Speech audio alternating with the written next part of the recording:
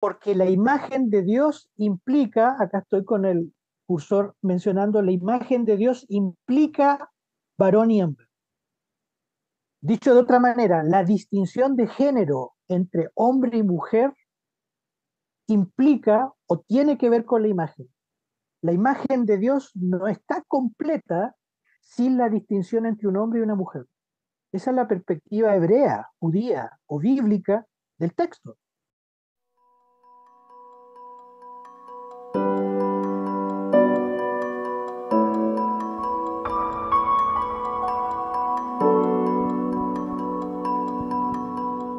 Buenas noches ya, hermanos, ¿cómo están? Espero que bien. Les damos una cordial bienvenida a cada uno de ustedes a este nuevo seminario que vamos a realizar hoy. Voy a subir el volumen un poquito más.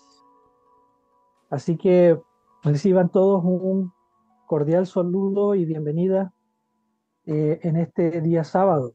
Así que es un privilegio poder estar impartiendo este seminario. Van a ver que hay cosas muy valiosas que vamos a no solo repasar como ustedes, buenos estudiosos del Génesis, sino que además, especialmente, vamos a ver algunas cosas que van a ser novedosas para ustedes, pero como repito, muy valiosas en el entorno que nos toca hoy en día vivir en nuestra sociedad actual. Así que, sin más preámbulos y para aprovechar al máximo el tiempo, vamos a hacer una oración. Oremos. Querido Dios, Padre, nuestro Señor, gracias por este día de reposo, este santo sábado que nos estás dando.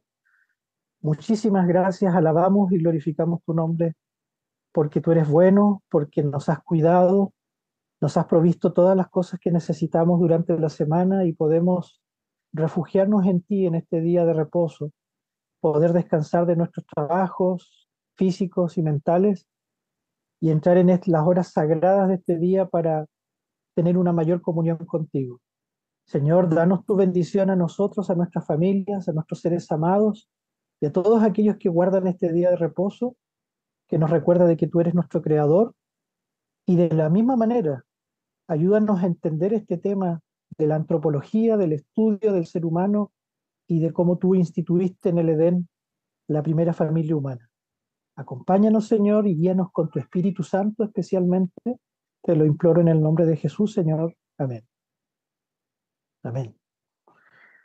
Muy bien, amigos. Espero que estén, como les decía, muy bien. Vamos a comenzar inmediatamente esta temática. Y bueno, ahí con Jerry, que nos está ayudando igual en la grabación, sería muy bueno que después hay una persona por lo menos que quisiera ver estos videos, la grabación, porque no va a estar acá con nosotros, pero se inscribió, así que podemos hacer los arreglos para que pueda acceder a las grabaciones posteriormente, ¿ya? Así que no se preocupen en ese aspecto. Así que vamos a comenzar. Yo voy inmediatamente a iniciar la presentación para que aprovechemos al máximo el tiempo que tenemos aquí. Voy a compartir.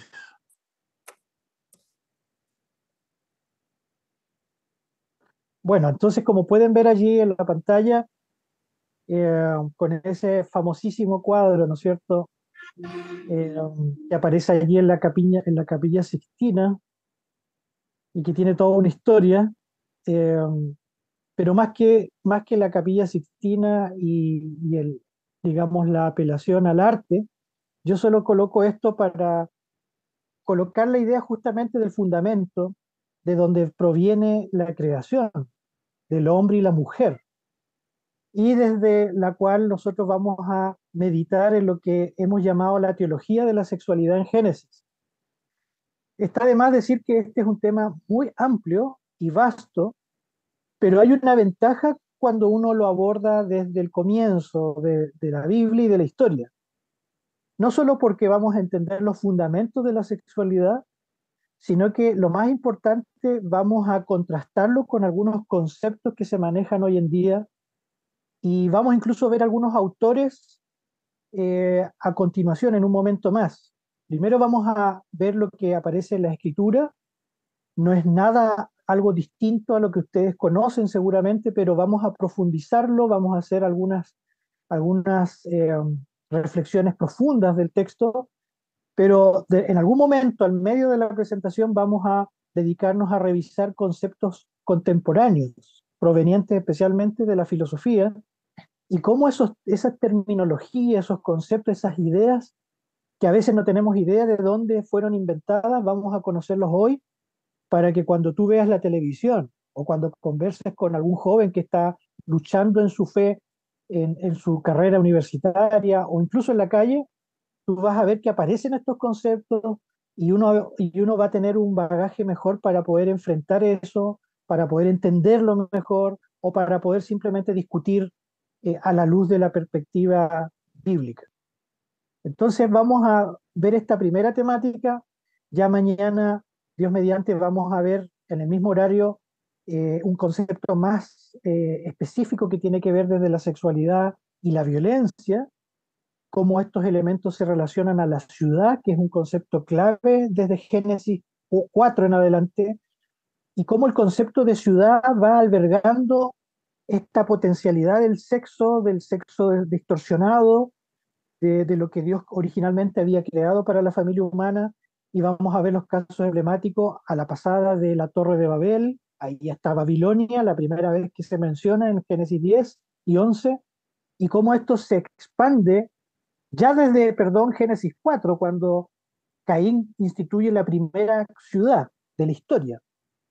Y después saltamos a claramente Sodoma y Gomorra, otra vez vinculado a este tema y su degradación en la historia con una ciudad. Entonces, todos estos elementos que estoy mencionando los vamos a revisar, va a ser muy fascinante esa temática. Y el día domingo vamos a hacer un salto hasta el último libro de la Biblia, que en realidad hace una síntesis y especialmente hace una aplicación para los días actuales.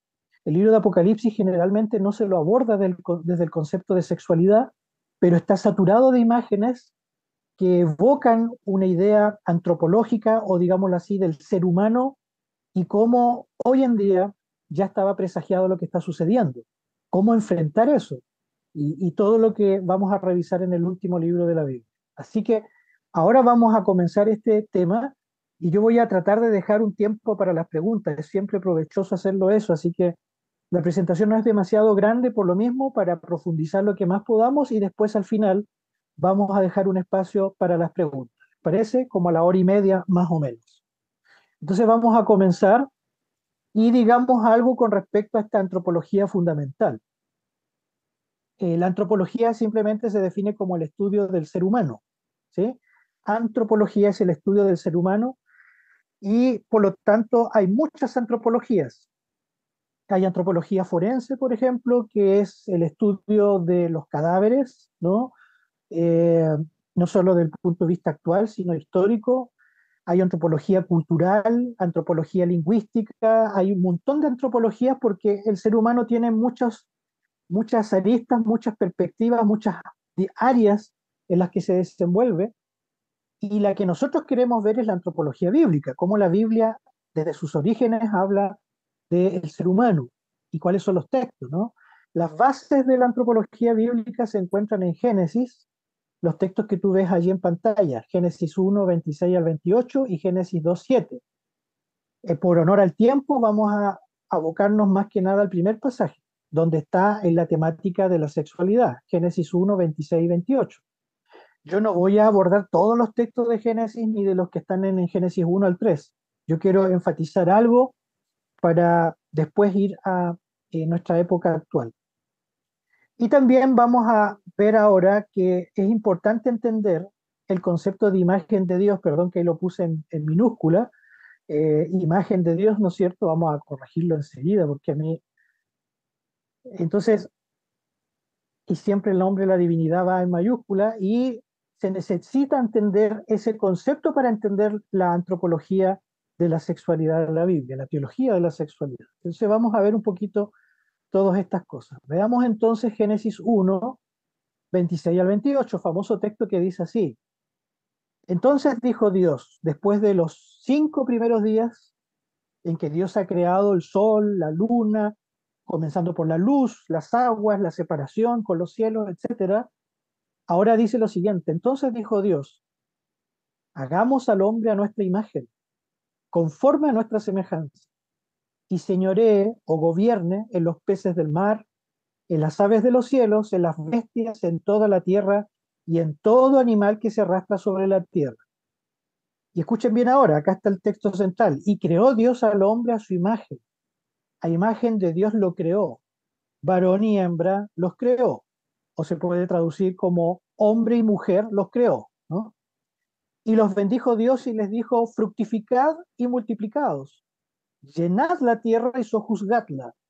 Y señorear o gobernar en los peces del mar, en las aves de los cielos y en todas las bestias que se mueven sobre la tierra. Entonces, si se dan cuenta, si solo miramos detenidamente un poco este texto, acá vamos a decir algo que es tan obvio, pero hoy en día se pasa completamente por alto, y yo no sé por qué. El texto habla de la creación del ser humano, es el primer texto. El segundo gran texto es Génesis 2:7, cuando es creado el ser humano del polvo de la tierra, ¿se acuerdan? Pero acá dice que Dios creó al ser humano. Y una vez más hay que enfatizar que está en plural. Hagamos al hombre a nuestra imagen, conforme a nuestra semejanza, ¿no? Está la idea de la pluralidad divina, de la Trinidad, aunque a algunos no les gusta usar el nombre, está presente, ¿no? La deidad o Trinidad. Y entonces Dios crea al hombre en el versículo 27, pero dice al hombre varón y hembra. Es decir, que ambos, tanto el hombre o la mujer, son creados a la imagen de Dios. Muchos a veces se toman de cómo fue creada la mujer en Génesis 2 de la costilla de Adán, para decir que entonces no fue creada a su imagen, pero eso es incorrecto. Ahí solamente se hace más específica la creación de ambos. La creación del polvo no aparece a partir del polvo de la tierra, y el aliento no aparece en Génesis 1, porque Génesis 1 es una perspectiva más universal y por eso hay un planeta acá a tu mano izquierda. El nombre de Dios es el Dios universal, en cambio en Génesis 2 es la perspectiva más enfocada en lo específico, en la particularidad, cuando Dios crea con sus propias manos. Entonces acá claramente dice el texto que Dios creó al ser humano, al hombre y la mujer, a su imagen. ¿Y por qué enfatizamos eso? Porque, y escuchen bien, porque este es un primer punto clave en lo que estamos diciendo. Porque la imagen de Dios implica, acá estoy con el cursor mencionando, la imagen de Dios implica varón y hembra. Dicho de otra manera, la distinción de género entre hombre y mujer implica o tiene que ver con la imagen. La imagen de Dios no está completa sin la distinción entre un hombre y una mujer. Esa es la perspectiva hebrea, judía o bíblica del texto, ¿no? No, acá no hay hermafrodismo, acá no hay, digamos, todos estos elementos que, por ejemplo, déjenme contarles en la literatura griega, a partir de textos, por ejemplo, de Platón, se menciona que el ser humano habría sido originalmente un hermafrodita, que no había distinción original entre hombre y mujer, que era asexuado, ¿no? Y esas ideas están presentes también en los mitos del Próximo Oriente Antiguo, en parte en Babilonia, también en Mesopotamia y Egipto y en la Siria Palestina alrededor de Israel. Los dioses, por ejemplo, pueden ser también asexuados o más que asexuados pueden ser homosexuales también. Esos son, los textos explícitamente lo mencionan. Pero acá hay una distinción, dice, hombre y mujer los creó. Es decir, repito, la imagen de Dios en su esencia en el ser humano se divide porque Dios distingue entre ambos, entre un ser humano hombre y un ser humano mujer. Distorsionar esa creación heterosexual original es distorsionar la imagen de Dios en el ser humano. ¿Se entendió? Esas son las implicancias profundas del texto. Y el texto está frente a nuestras narices, está allí. Miren, voy a ir más allá todavía. Todo aquel que quiera pensar este texto de una manera distinta, lo puede hacer, pero solo distorsionando el texto. Solamente puede quebrar, fracturar el texto. Lo único que puede hacer es malinterpretar el texto para decir otra cosa. Pero el texto es tan claro, y déjenme decirle también lo siguiente, que cuando los distingue como hombre y mujer, es la misma operación, no es el mismo verbo, pero la idea está ahí, es la misma operación que Dios está haciendo antes. Dios en Génesis 1 separa, distingue las cosas. Está todo junto al principio y dice, y separó Dios las aguas de la tierra. ¿Lo han leído? Separa lo verde de la tierra o de las aguas, del cielo, etcétera. Dios siempre está separando. Pone el sol y la luna para separar o señorear entre el día y la noche. Dios coloca los límites en el cosmos, coloca sus leyes, como dice Ellen White muy bien.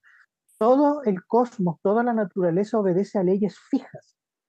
Y así como la naturaleza tiene leyes fijas y nuestro cuerpo tiene leyes fijas, también Dios separó desde los orígenes de su creación a un hombre y una mujer. Por eso, si ustedes ven el texto, inmediatamente que dice hombre y mujer o varón y hembra, el versículo 28 dice, y los bendijo, la misma palabra que aparece en Génesis 2:24 cuando habla de que dejará al hombre a su padre y a su madre y se unirá a su mujer y serán una sola carne. Esa es la idea de la bendición matrimonial, ¿no? Dios ofició, no fue un sacerdote ni nadie religioso, Dios mismo fue el que por primera vez en la historia ofició un matrimonio en la historia de su creación entre el hombre y la mujer. Y por ahí se dice, y los bendijo Dios y les dijo, ¿qué les dice? Fructificad y multiplicaos y llenad la tierra. ¿Por qué puede hacer el ser humano fructificar, multiplicarse y llenar la tierra? Porque hay una distinción entre hombre y mujer. Eso está diciendo el texto. La imagen de Dios recibe su plena bendición en la multiplicación, en la fructificación, en la, ¿no es cierto?, en llenar la tierra. Pero cuando uno atenta contra estas ideas que están acá en el texto, está atentando desde el punto de vista estrictamente bíblico contra la imagen de Dios. Se distorsiona la imagen original del Señor. Entonces, pensando en esto, veamos algunas características, ya he repetido algunas, pero las vamos a ver, las características del texto.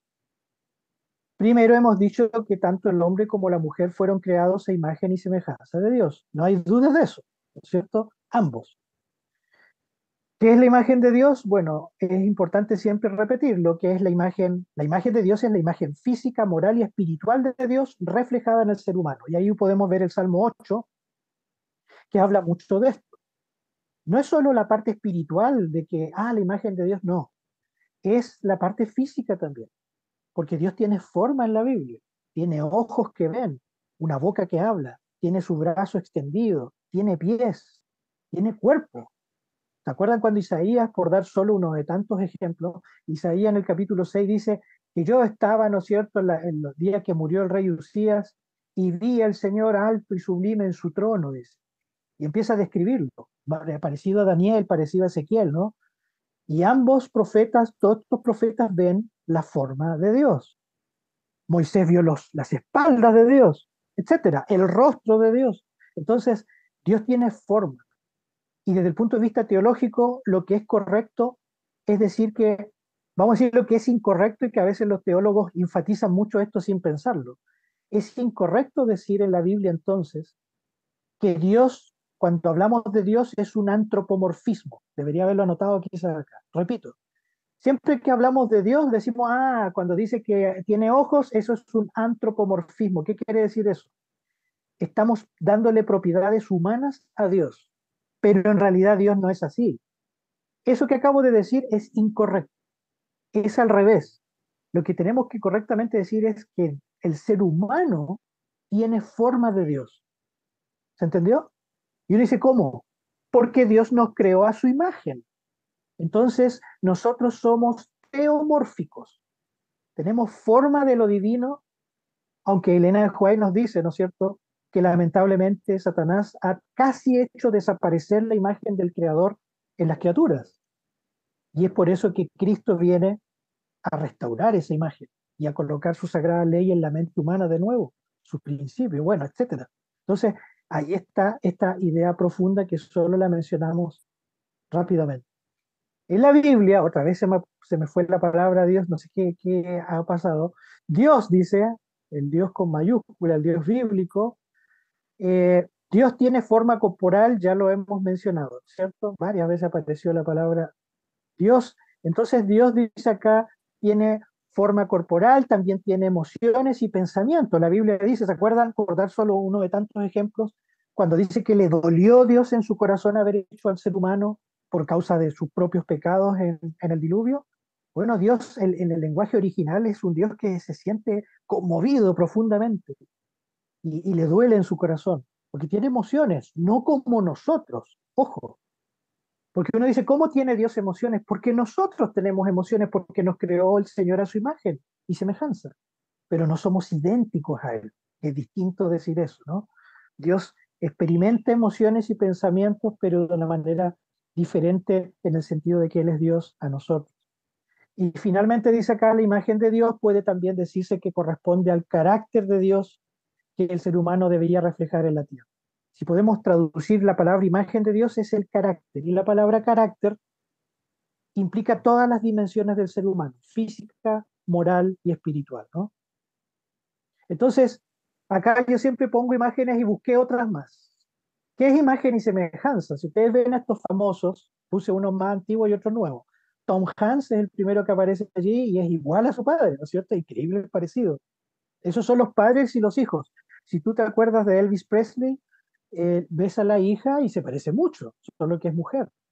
Paul McCartney es muy parecido también, el famoso cantante de The Beatles, y ves a su papá y tiene el rostro muy parecido, y lo mismo que Jack Nicholson, el famoso actor, ¿no es cierto?, en Hollywood, y miren al hijo cómo está en la actualidad, sigue el mismo club también los dos fanáticos de los Lakers allá en Estados Unidos. Y así uno podría multiplicar, pero la idea que estoy colocando acá es que Dios nos creó a su semejanza, a su imagen, varón y hembra, ambos, para reflejar su carácter en todas las dimensiones de la vida, incluida, por favor, en la parte física también. Por eso Dios inmediatamente le da la dieta, ¿no? Es interesante un detallito.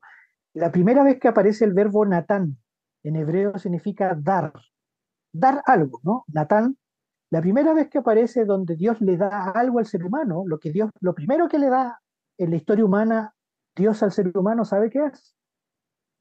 Es el alimento, es lo primero.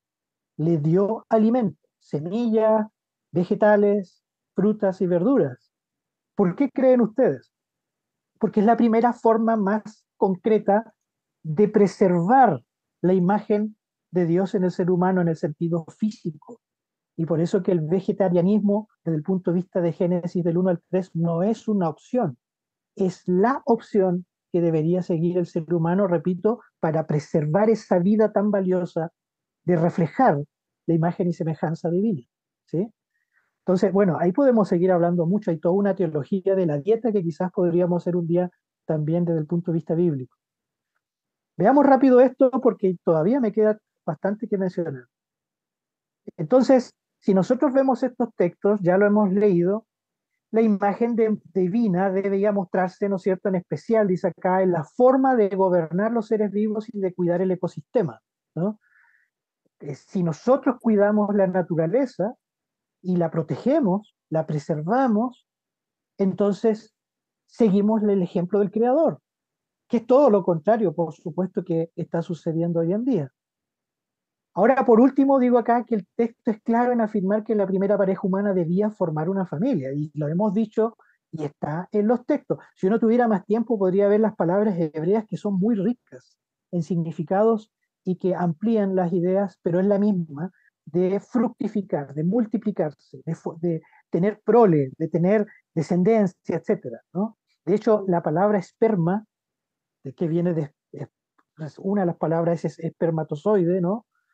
La palabra esperma en latín, que es una palabra latina, significa semilla, ¿no? Seraj en hebreo es semilla. Hasta en el lenguaje que Dios coloca al principio de los seres humanos está vinculado o emparentado a la formación de la familia, del fruto. Entonces ahí está una linda fotografía de lo que Dios siempre ha querido con el ser humano, formar una familia formar, ¿no es cierto?, una familia plena y feliz. Ese ha sido siempre el propósito, ¿no? Hasta el perrito está incluido ahí, siempre en la familia. Entonces, ¿Qué vamos a ver ahora? Vamos a cambiar, vamos a dar un giro de lo que estamos viendo y después vamos a volver a la Biblia al final, ¿ya? Pero acá pongan mucha atención porque probablemente si hay gente que es de más edad entre nosotros va a recordarse de esto, quizás hasta lo vivió en parte, ¿no? Pero hay otras personas que no conocen de esto y ustedes pueden chequear después en Google. El mayo del 68, 1968, en pleno siglo XX, sucedió la que consideran muchos después de la Revolución Francesa una de las más grandes revoluciones que ha existido en la historia, ¿no? Han habido muchas, pero de este tipo, como la que vemos ahí en una de las tantas fotografías allá en Francia, fue una gran revolución en todos los ámbitos de la sociedad humana y especialmente, como nos toca hablar de eso hoy, en el plano de la sexualidad, ¿no? Yo coloqué acá esta presentación se las puedo hacer llegar, se las voy a compartir para que tengan la información. En esta ocasión sí puedo hacerlo. Y yo coloqué allí, así que no se preocupen, después pueden bajar y mirar el video. Yo coloqué esta presentación excelente, yo la vi completa.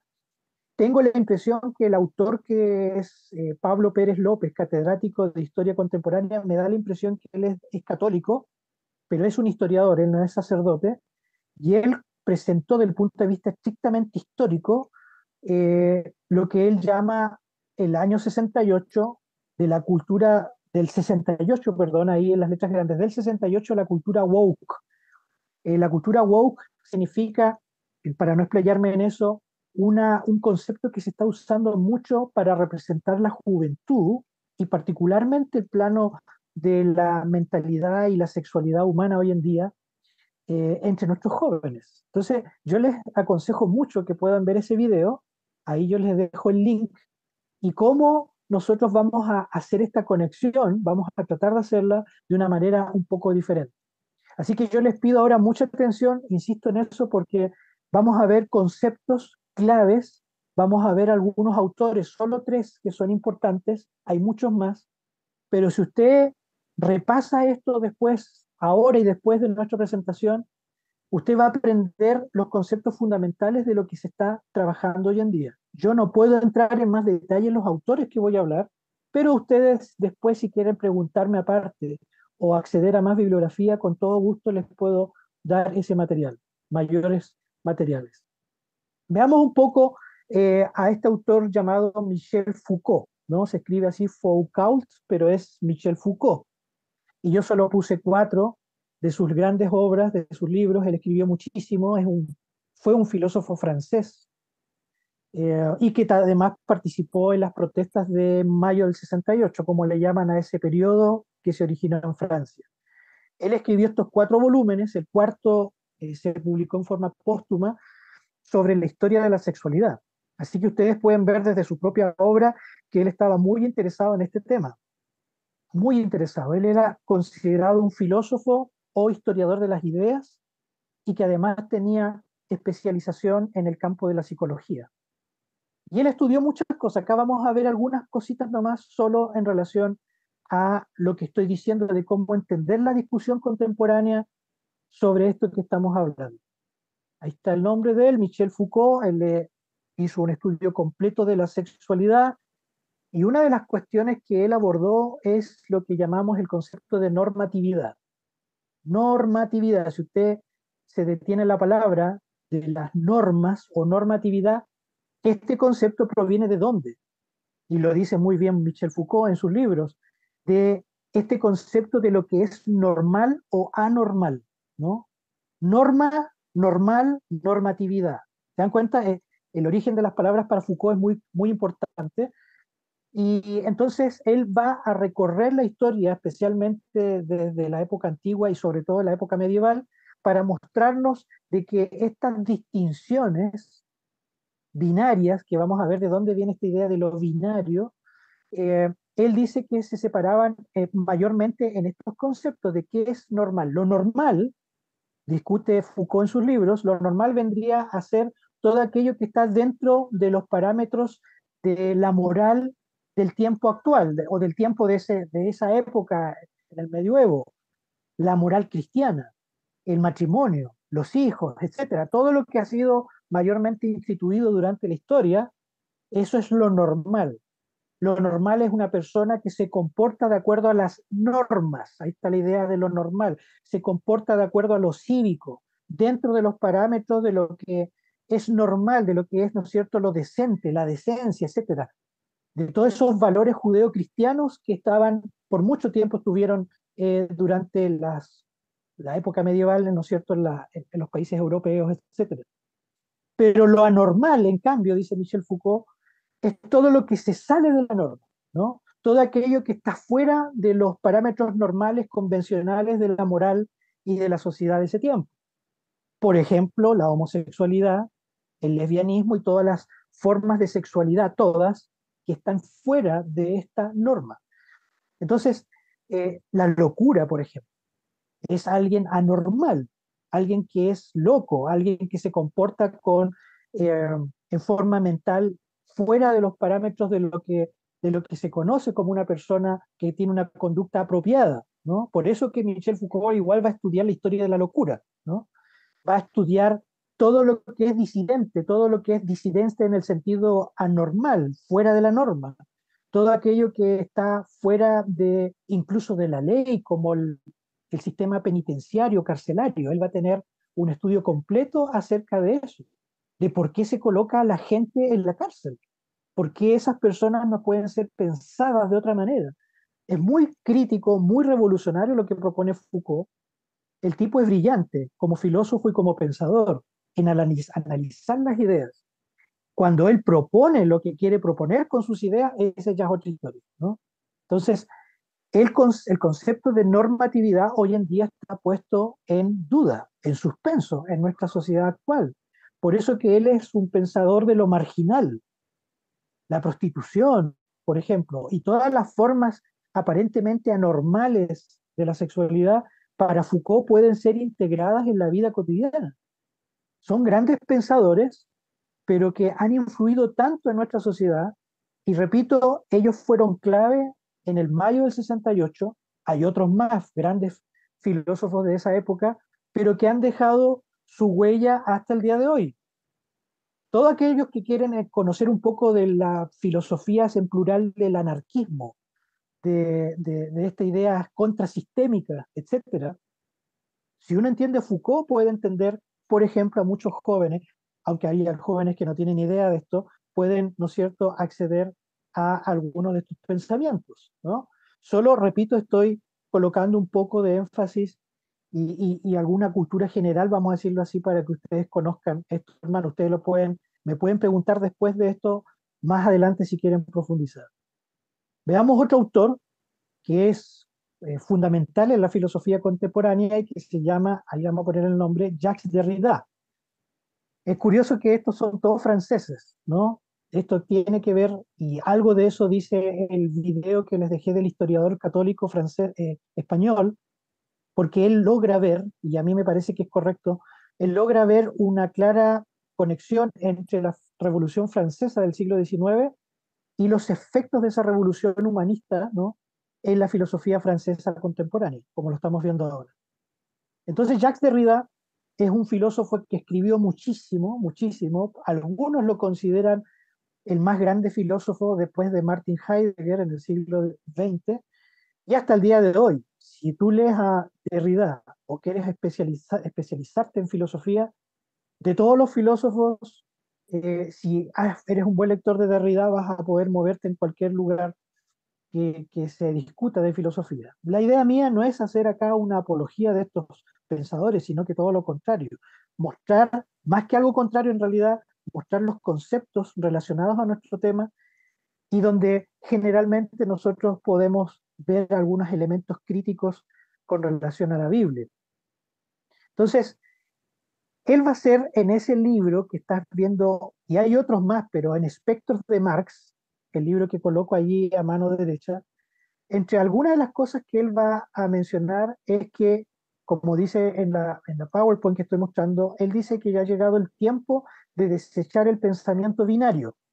Lo binario, que usted ve allí, que lo va a escuchar mucho en las discusiones actuales, en las noticias y en todas partes, quiere decir es la forma de categorizar la sociedad en polos, en dos cosas, ¿no? Binario.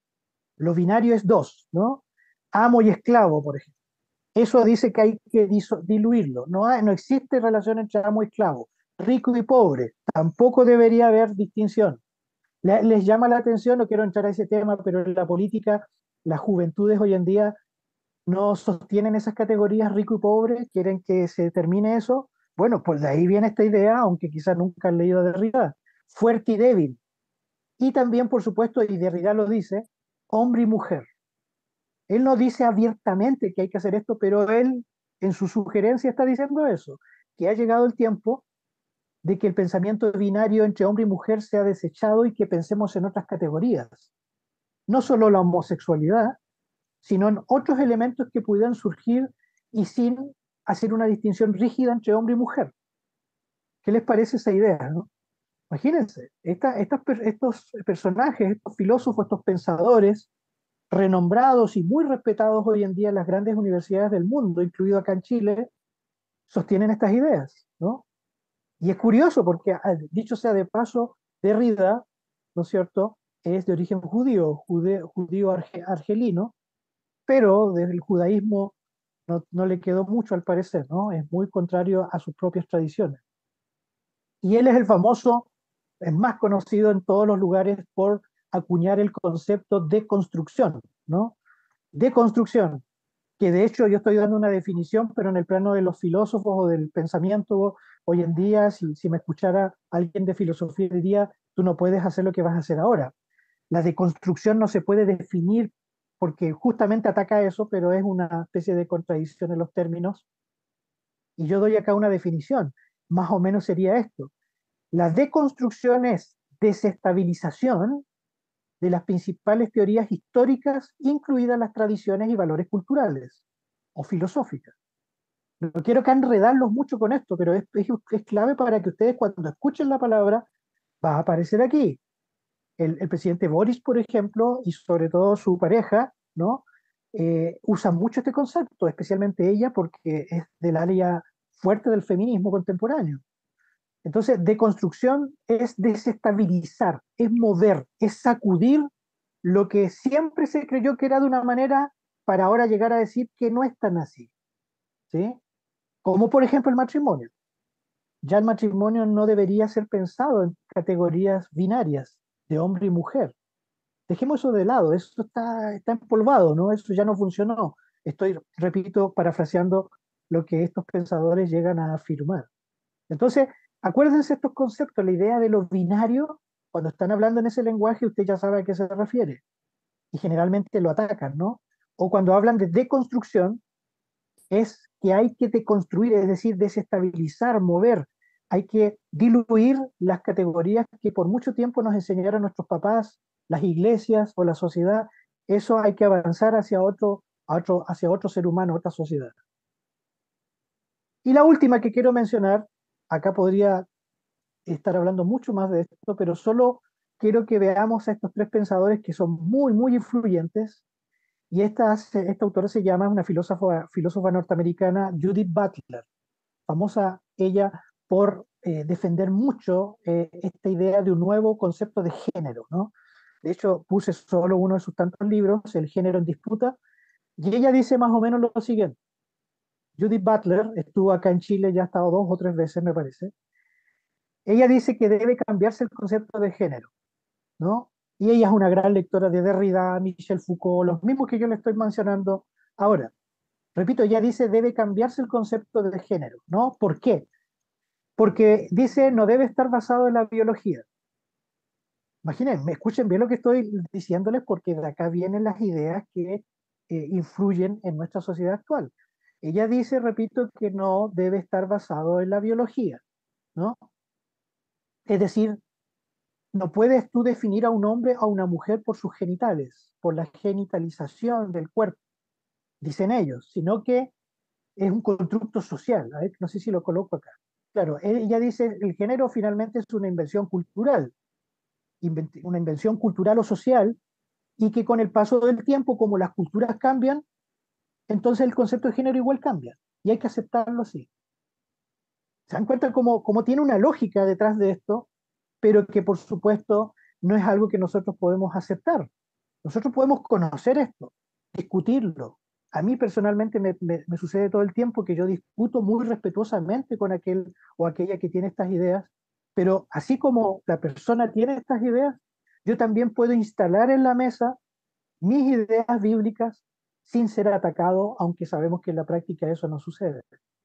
Y entonces ella tiene una idea muy complicada, hasta los mismos lectores la encuentran complicada, de que el género es performativo. Yo no quiero enredarles con eso, pero básicamente dice que el género se puede producir a través de las acciones o actividades o lo que uno mismo hace en la vida humana, no por algo normativo a la Foucault, como dice Michel Foucault, como una regla preestablecida, como una tradición religiosa que me enseña que hay hombre y mujer, que hay un matrimonio, que hay una familia. Ella dice, no, eso hay que dejarlo de lado, sino que mi propia vida se va generando en el concepto de mi elección de género, de concepto de sexualidad, una idea bien curiosa y bien compleja que ella sostiene.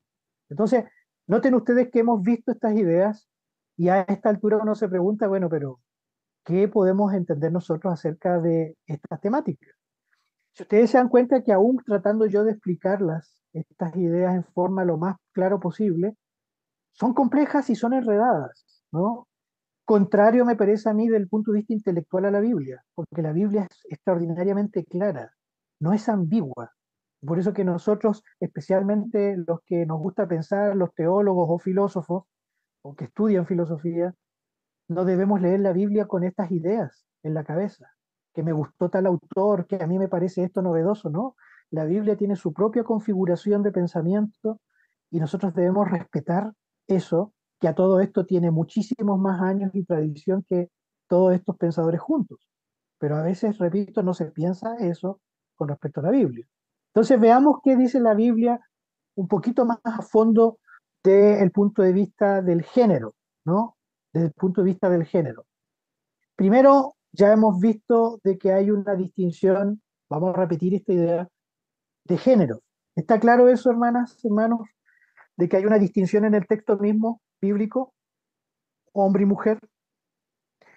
¿Qué más?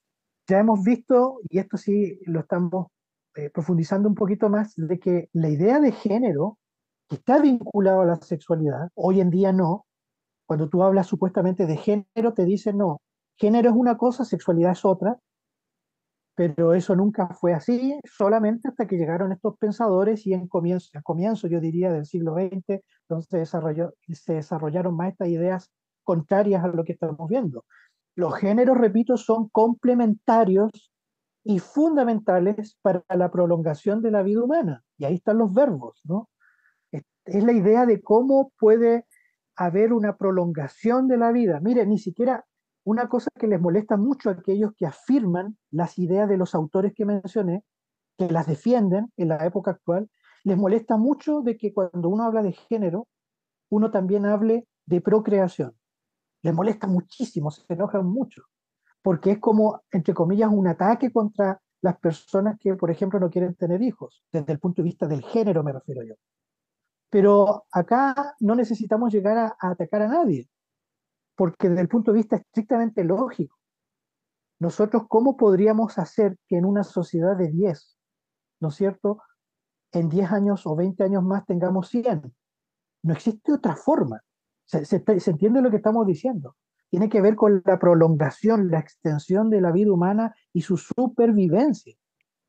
Pero cuando nosotros solo nos quedamos con los conceptos actuales y no ahondamos más en lo que la Biblia dice desde el punto de vista de este tema del género, yo les voy a decir algo, miren, yo creo que la Biblia es la mejor fuente que habla de forma más fidedigna y honesta del concepto de género. Miren lo que le estoy diciendo. No tengo que ir a ningún pensador actual o contemporáneo, a la academia, para que me enseñen de qué es el género y la sexualidad. La Biblia está llena del más profundo conocimiento, pero tenemos el deber como cristianos de acercarnos a la Biblia y preguntarnos dónde están estas ideas.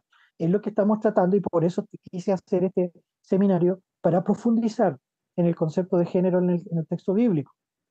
Otra cosa más que es importante decir, la distinción de género permite la conformación de un núcleo familiar, padre, madre e hijos. Esto enfatiza además la importante dimensión social humana y que de paso cuando se va a crear antes a Eva, se dice, no es bueno que el hombre esté solo. Dice allí, ¿no? Déjenme jugar un poco con el hebreo porque ahí el pensamiento es más profundo, ¿no? La palabra bueno que aparece allí, si ustedes la ven allí, la estoy señalando con el cursor, bueno, no es bueno que el hombre esté solo, porque Eva fue creada poco después, y ustedes saben por qué y para que sintiera la necesidad de un otro, etcétera. Pero es interesante porque la palabra bueno no es bueno, esa palabrita es top, T-O-B corta. Así se translitera desde el hebreo al español, top. No es difícil de aprender, top. Y esa palabrita ya se había usado muchas veces en Génesis 1. Y vio Dios que era buena la luz, ¿no? Que era bueno, top. Y vio Dios que la hierba verde era buena. Y después dice, y fue la tarde y la mañana el primer día, y fue la tarde y la mañana, porque la Biblia repite mucho. El arte literario y del pensamiento bíblico está en la repetición, no es una monotonía sin sentido. Hay un arte allí. Y entonces se repite cada día la idea de que el día era top, era muy bueno. De hecho, Génesis, al terminar Dios dice, y vio Dios que era muy bueno, ¿no? ¿Se acuerdan? Era bueno en gran manera, traduce las versiones antiguas. Y ahí está la palabra top, pero es curioso porque la primera vez que dice algo que no es bueno es que el hombre está solo. Interesante. Siempre dijo que era bueno y positivo. Dios mismo, él mismo lo está diciendo y vio Dios y era bueno. Y era bueno aquí y era bueno allá. Pero la única vez que aparece algo que no es top, no es bueno, es que el hombre esté solo. ¿Qué está diciéndonos acá? Nos está diciendo desde el punto de vista del género de que el ser humano, para repetir la idea, ser completo en su vida, sentirse pleno, sentirse feliz, sentirse que está en sociedad y todo eso, debe estar con un otro. La mujer y el hombre son complementarios, complementarios en el sentido de que se necesitan el uno al otro. Déjenme decirlo de forma más radical. El ser humano solo no fue creado para estar así. Por más que nos guste la soledad, por más que queramos ir de viaje no sé a dónde, por más que se haya vuelto peligrosa la sociedad para tener muchos hijos, pero tenemos que entender de que la forma en que Dios nos creó es para estar de a dos.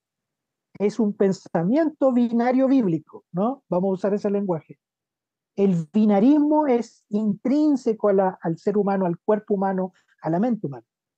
Por eso que hay tanta depresión hoy en día, hermanas, hermanos. Por eso, porque la gente está sola.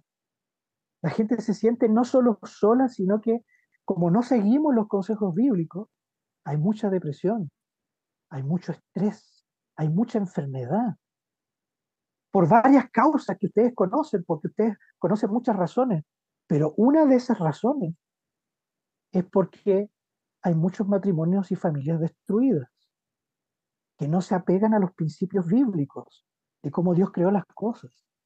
Y hoy en día, especialmente la gente más joven, no quiere casarse, ni a veces ni quiere tener familia, ni menos pareja.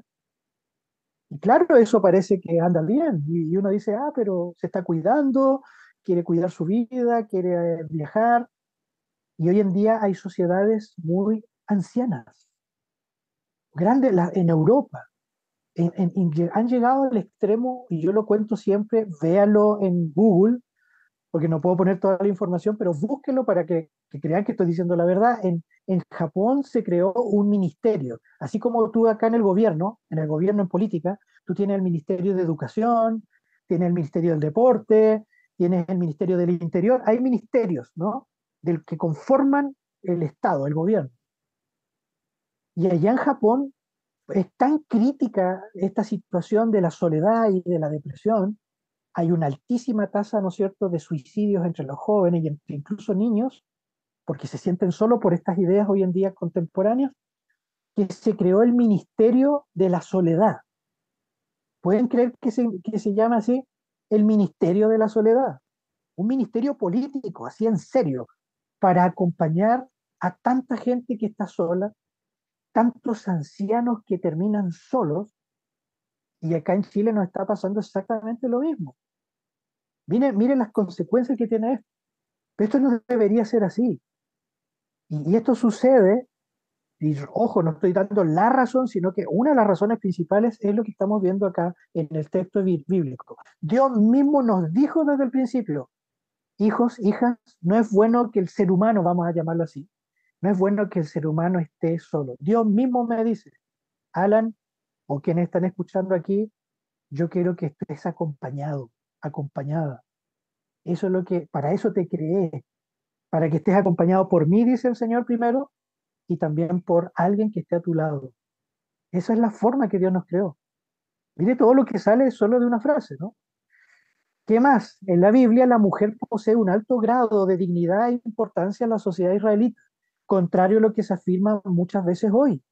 Hoy en día dice, no, la Biblia, han escuchado, ese se me olvidó colocarlo en la presentación, se ataca mucho lo que es el patriarcado. ¿Han escuchado esa palabra? Abajo el patriarcado, contra el patriarcado en el sentido de el dominio del hombre, el dominio del hombre, de que le pagan mejor, de que es más violento, de que siempre sube escala más arriba en los puestos de trabajo y la mujer no. Y por eso hay una reivindicación de la mujer que eso no es actual, eso viene ya desde el inicio del siglo XX. Y déjenme decirles algo, ¿quién no va a estar de acuerdo con eso? Amén, yo lo apoyo. Reivindicar a la mujer, que se le pague mejor, que hayan castigos más severos contra los que maltratan a la mujer, que haya, ¿no es cierto?, apoyo hacia ellas en la parte económica, etcétera. ¿Quién va a poder estar en contra, menos como cristiano? El problema es que con estas ideologías actuales, como los conceptos que yo les mencioné, se está queriendo buscar otra cosa. Una de las cosas es que las mujeres ahora estén por sobre los hombres y que eso también trae consecuencias. Y especialmente, nunca te lo van a decir así, pero eso está demostrado en forma muy clara, en los conceptos de género y de la reivindicación de la mujer ha abierto la puerta a, ¿no es cierto?, las prácticas de vida homosexual. Y acá, ojo, que no estoy ni siquiera haciendo un juicio moral, solo estoy diciendo que eso se abrió y de hecho, justamente en mayo del 68 y en las protestas que hubieron en esa época, una de las cosas fuertes que en paralelo, junto con las nuevas teorías de género, surgieron en paralelo, especialmente allá hay toda una historia, ¿no es cierto?, revolucionaria, surgieron en los famosos bares allá de California los primeros indicios de la homosexualidad como algo reivindicativo, político y social. Justo en la misma época, y eso no es casualidad, porque una cosa, cuando tú abres una puerta a algo, puedes fácilmente abrir la puerta a otra cosa, ¿no? Entonces, la mujer en la Biblia es considerada en un alto grado. De hecho, hasta el día de hoy en el judaísmo, la línea de sangre para ver si uno es un verdadero descendiente judío no se ve por la línea masculina, sino por la línea materna. Y eso tiene que ver con la alta dignidad que tiene la mujer y que cuando se habla en la Biblia del papel de la mujer en el hogar, no es para someterla, no es para tratarla mal, de que se ha hecho eso y se ha hecho muchas veces objeto de abuso, por supuesto que sí. Y la Biblia, y acá digo al final, la Biblia reconoce y revela los abusos perpetrados contra la mujer en la historia. La Biblia también habla de eso. La Biblia no esconde, la Biblia no es solamente un libro donde te presentan las cosas mejores de los seres humanos, sino que presenta lo malo, lo oscuro.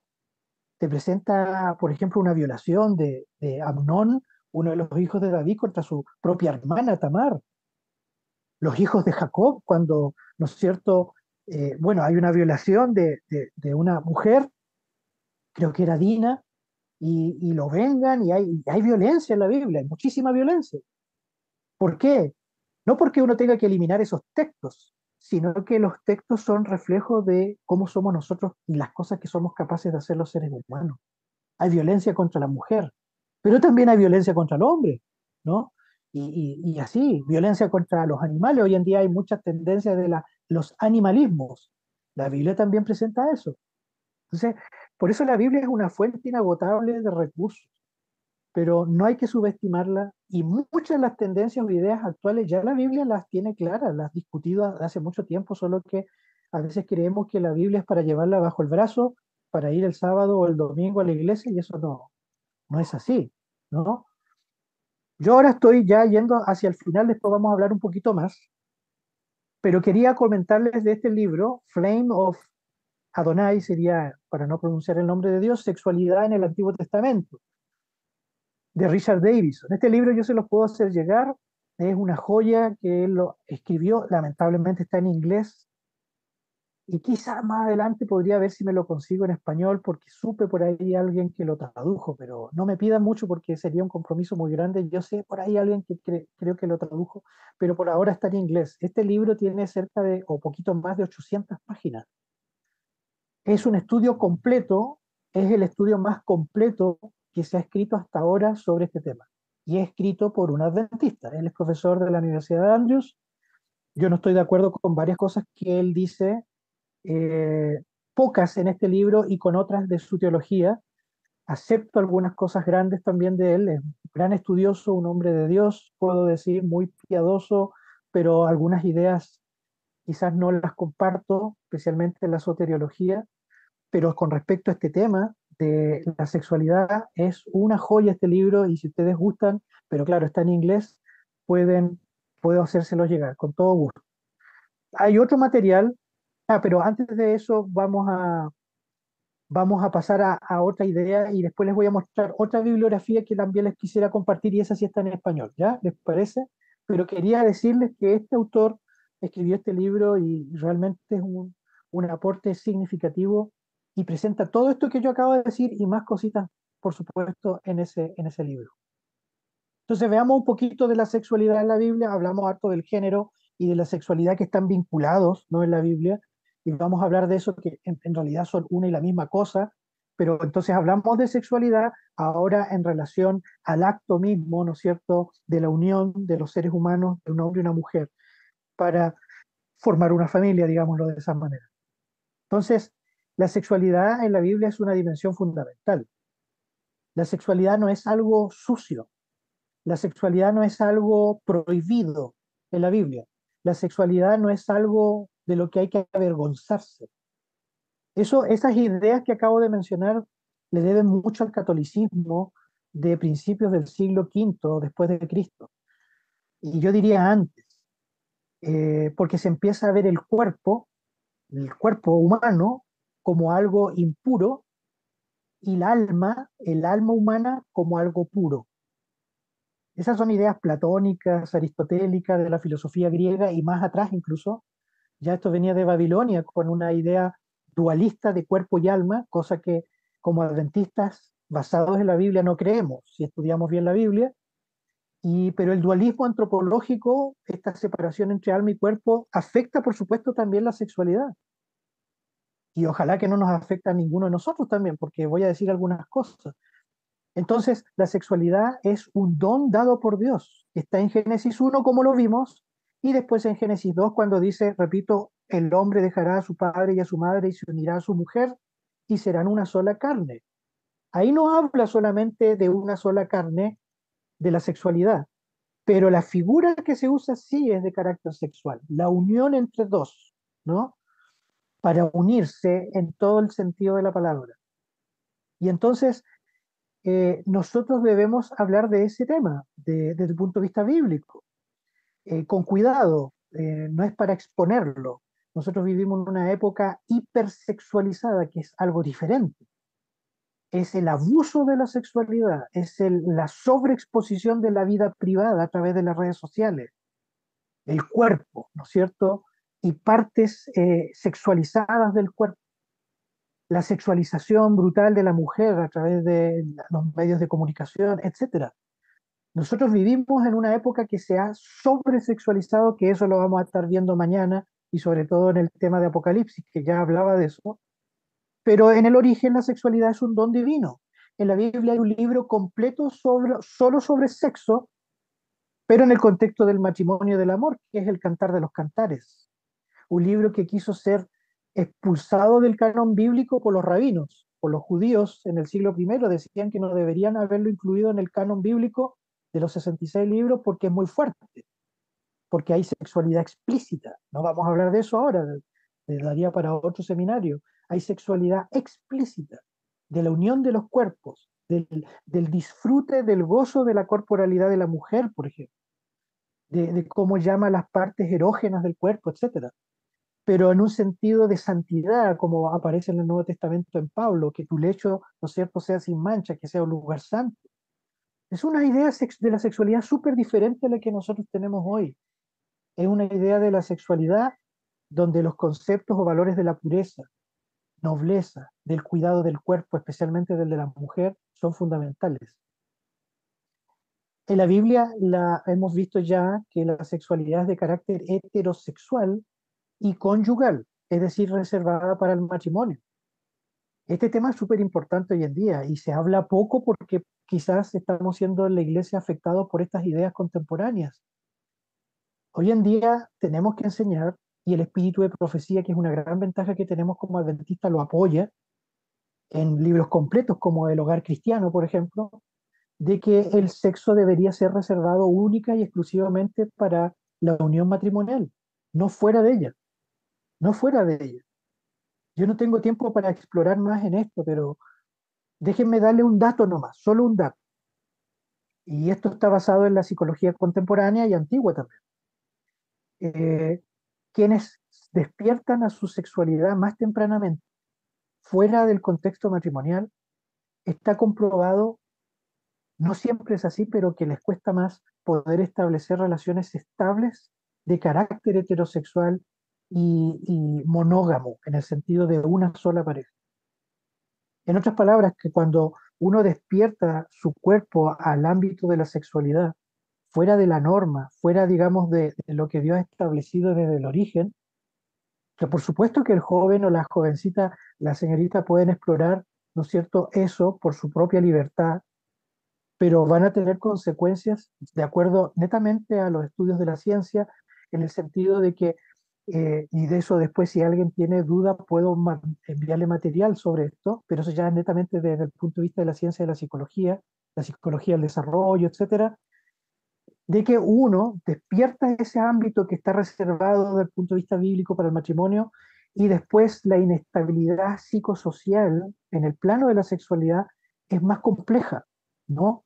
Dicho en forma más simple, la mujer, ¿no es cierto?, y el hombre que despiertan tempranamente su sexualidad pueden caer, ¿no es cierto?, en la práctica común hoy en día de la poligamia en el sentido no de matrimonios distintos, sino de explorar distintas relaciones sexuales, pero mantener una estabilidad interna de carácter, ¿no es cierto?, emocional, psíquica, que después les hace muy difícil mantener una relación estable.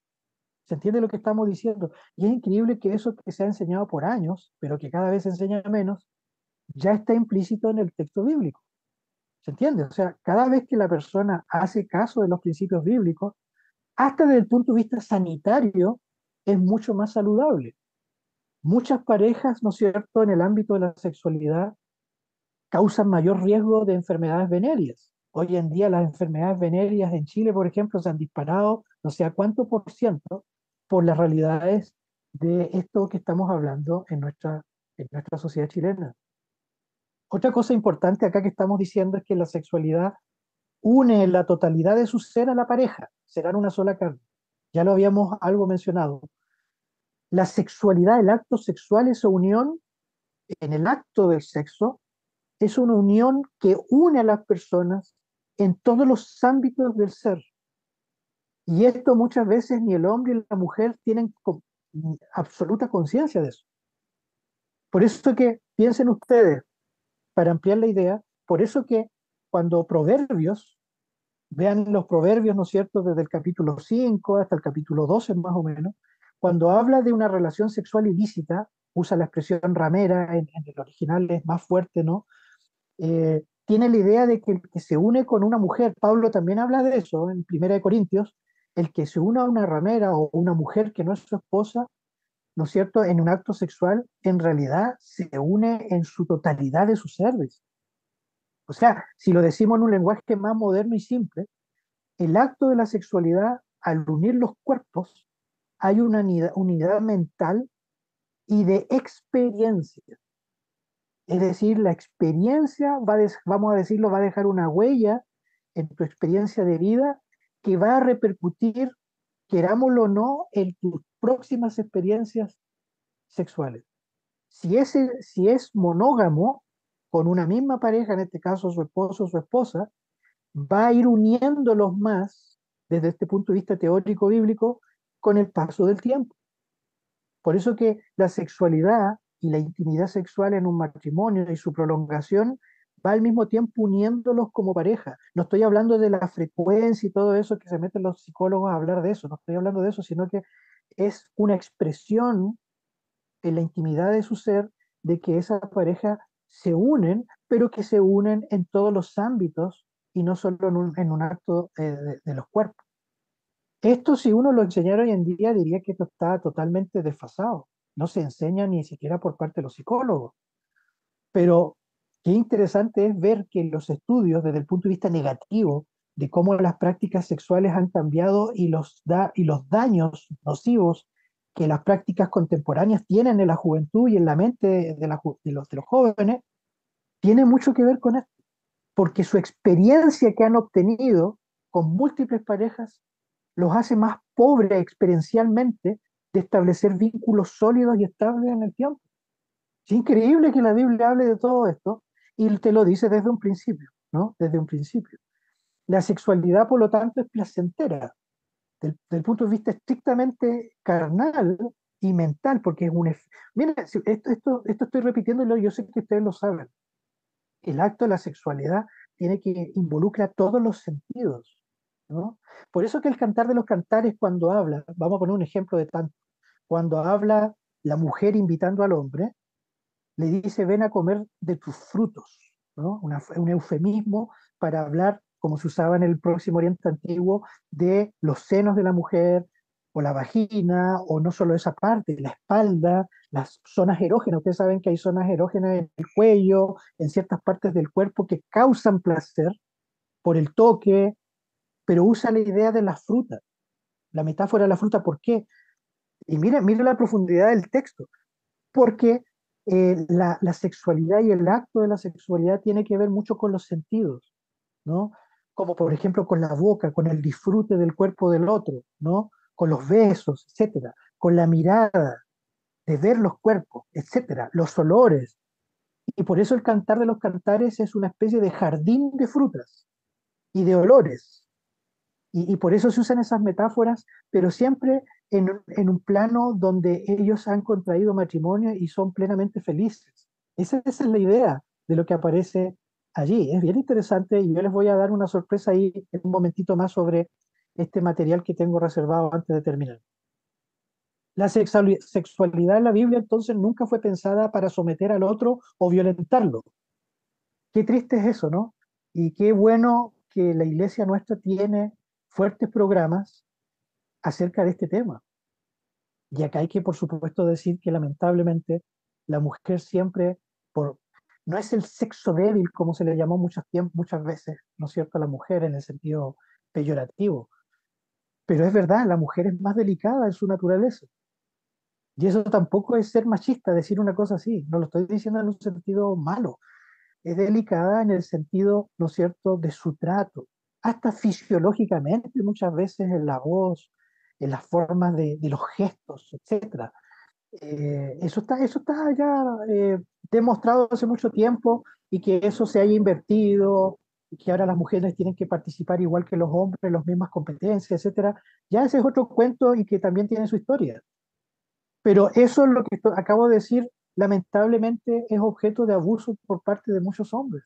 Por supuesto que sí. Y la Biblia también condena fuertemente eso.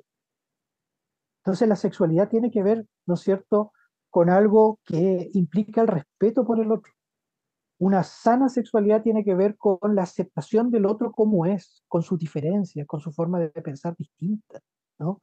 Yo acá no quiero hablar del acto mismo, porque esa no es la idea. Yo estoy solo presentando los principios y de cómo la Biblia misma tiene un concepto positivo de la sexualidad como un don de Dios, pero somos nosotros los seres humanos que hemos distorsionado ese don, ¿no es cierto? Porque si la sexualidad es una dimensión integral de todo el ser y de la imagen divina, ojo que la sexualidad es parte de la imagen divina, ¿no? En el sentido no de que Dios tenga una sexualidad y todo eso, sin entrar en esas elucubraciones fantásticas, sino que en el sentido de poder expresar esa pluralidad, de estar con un otro, de formar una familia, de formar una sociedad y una cultura, ¿no? Entonces, eso hay que dejarlo muy en claro. La Biblia condena fuertemente eso, pero tristemente hay casos de violencia que aparecen allí en el texto bíblico. Y además, ya hemos dicho, la Biblia condena muy fuertemente todo tipo de abuso sexual, como el famoso caso de Tamar, la hija de David. Es muy triste y muy duro leer ese texto, pero lo menciona. Y eso también está, y lo vamos a ver mañana, que ya en uno de los descendientes de Caín hay violencia sexual. Lo vamos a ver mañana. Así que para que no falten a nuestro tema. Acá yo tengo una idea antes de ir terminando. Esto también se los puedo hacer llegar o cuando tengan la presentación pueden ustedes mismos bajarlo desde esa página. No se puede bajar en realidad, pueden verlo en online. Él es Víctor Armentero, ya les voy a mostrar la foto de él. Es un estudioso español, teólogo, y él escribió este precioso, es un estudio bíblico. Así se llama, es un estudio bíblico, así un estudio bíblico, claro, más completo, pero acerca solo de la sexualidad. Dice ahí en el vinilo, ¿no es cierto?, en el disco, Guía de Estudio del Cantar de los Cantares. Se le puso él Ópera Magna. Precioso, con imágenes de alta calidad, para si uno quiere estudiar más lo que yo acabo de decir, desde el punto de vista del Cantar de los Cantares, es una excelente guía y se puede usar para los jóvenes. Muy, muy bonito. Yo podría perfectamente hacer un seminario presencial en la iglesia con este curso. Está muy, muy bien hecho por él. Si alguien quiere estudiar algo más técnico, y ahí está Víctor Armenteros, puede leer su artículo, ese tú lo puedes, tal como aparece allí, lo puedes buscar en Google y te lo puedes bajar libre, ¿no? Desde la internet se llama Una sola carne, reflexiones sobre una antropología conyugal. Él se mete al hebreo, habla de varias cosas que yo también hablé, pero hay algunas ideas muy bonitas que él trabaja y pueden echarle una mirada si alguien quiere ahondar más en este tema porque yo no puedo decir todo, ¿no? Y quiero terminar, antes de ir al espacio de preguntas, estamos muy bien de tiempo, con dos citas de este libro, que si lo pueden encontrar y ojalá comprar, mejor. Es una recopilación de Elena de White que se llama Testimonios acerca de conducta sexual, adulterio y divorcio. Precioso libro, muy poco estudiado, es una colección de textos donde, incluso con ejemplos de la vida práctica, donde la hermana White aconsejó sobre estos temas y los problemas que a veces surgen en este plano de la sexualidad. Déjenme leerles para ir concluyendo dos citas muy importantes acerca del tema que hemos hablado el día de hoy. Dice acá en la historia de los patriarcas y los profetas, Dios celebró la primera boda. Yo lo que le había dicho, ¿no? Dios celebró la primera boda, de manera que la institución del matrimonio tiene como autor al creador del universo. Honroso es en todos el matrimonio, dice Hebreos 13:4.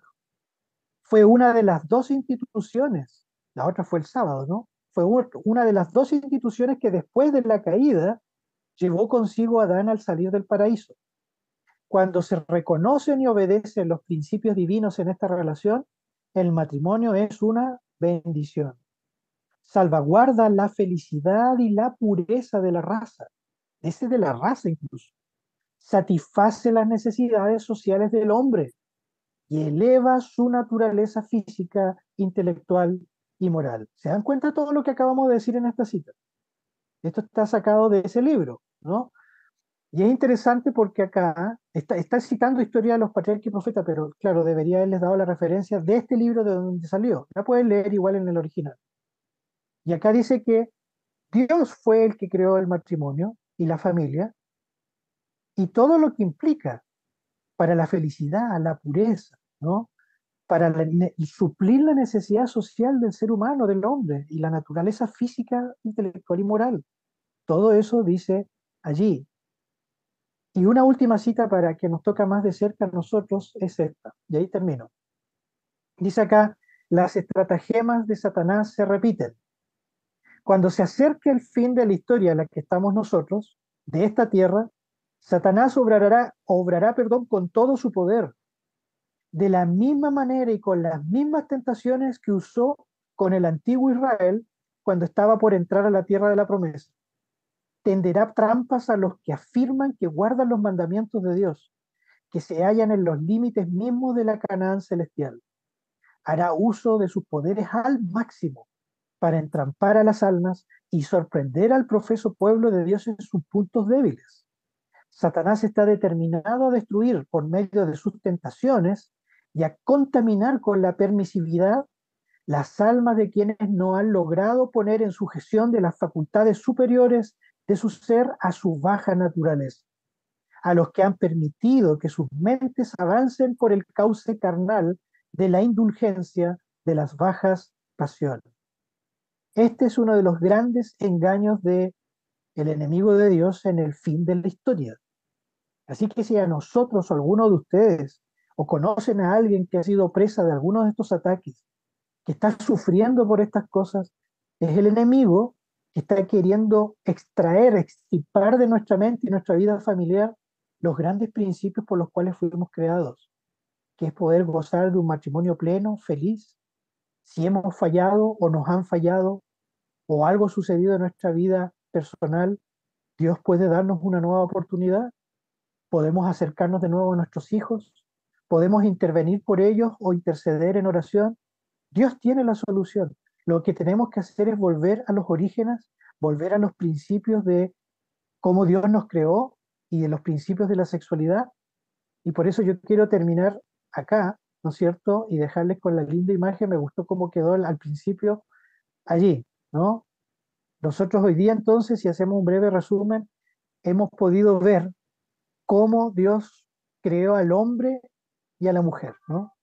La más alta calidad de teología de la sexualidad está en Génesis, está en el principio, y repito eso para que quede claro, a pesar de todos estos conceptos filosóficos que están dando vuelta por allí, que confunden más que aclaran la mente de las personas y sobre todo los jóvenes, tú tienes ahora un pequeño bagaje, tienes un video que puedes ver también como parte de la presentación después, que te puede ayudar a entender el tiempo en que estamos viviendo, los conceptos que a veces se barajan y se discuten hoy en día, pero sobre todo, espero que esta presentación motive a muchos de ustedes a poder estudiar más en profundidad la Biblia con los materiales que tenemos, que estamos impartiendo, y seguir el día de mañana y el día domingo profundizando lo que me parece a mí un tema muy contingente y que deberíamos estudiar más en el contexto de nuestra iglesia y de manera personal. Así que eso, hermanos, vamos a parar acá.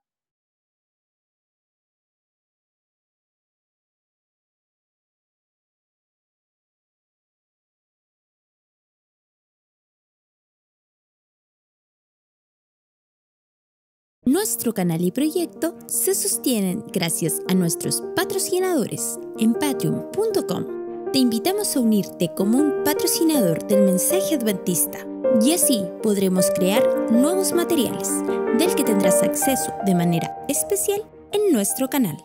El Señor te bendiga.